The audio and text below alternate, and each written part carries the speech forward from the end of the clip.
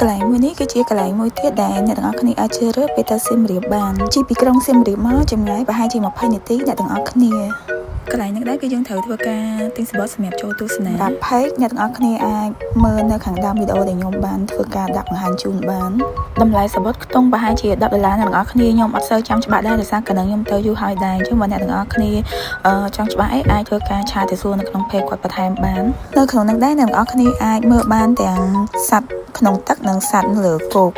ហើយមានជំរឿត្រីជាច្រើនប្រភេទមែនទែនសម្រាប់យើងធ្វើការទស្សនាកម្សាន្តនៅក្នុងហ្នឹងដែរមានទាំងប្រភេទសត្វនៅក្នុងទឹកសាបមានទាំងប្រភេទសត្វនៅក្នុងទឹកប្រៃបើសិនជាខ្ញុំធ្វើការហេបរាប់ក៏ហេបរាប់អត់ដែរអ្នកទាំងអស់គ្នាអញ្ចឹងអ្នកទាំងអស់គ្នាអាចធ្វើការអញ្ជើញមកទស្សនាដោយផ្ទាល់បាននៅទីនេះដែរគឺគេបើកតាំងពីព្រឹកដល់ល្ងាចអ្នកទាំងអស់គ្នាអញ្ចឹងអ្នកទាំងអស់គ្នាអាចឈានចូលមកទស្សនាបានពេលខ្ញុំទៅនឹងដែរគឺខ្ញុំទៅរៀងពេលថ្ងៃដែរហើយនៅក្នុងហ្នឹងដែរគឺមានត្រីច្រើនប្រភេទអ្នកទាំងអស់គ្នាហើយគេក៏មានជាផែនទីសម្រាប់យើងមើលកុំឲ្យយើងដើរទៅមកចំតែកន្លែងដដែលឥឡូវខ្ញុំចេញមកខាងក្រៅមើលសត្វនៅលើគោកវិញម្ដងនៅខាងក្រៅហ្នឹងក៏មានសត្វច្រើនប្រភេទដែរអ្នកទាំងអស់គ្នា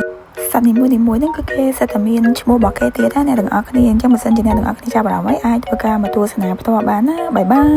យ